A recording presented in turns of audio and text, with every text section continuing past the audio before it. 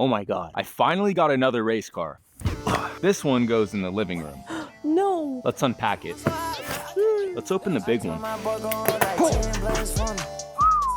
Not light.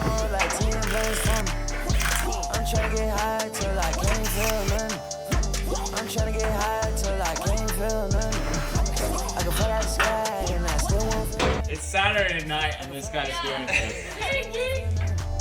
The cockpit is complete, so we can finally move on to the seat.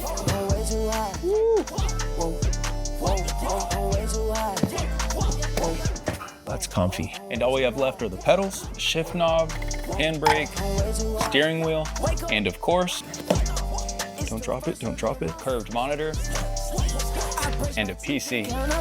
Fanatec is on another level with this. It's beautiful, functional, and super sturdy. Thank you, Fanatec. Thank you for watching.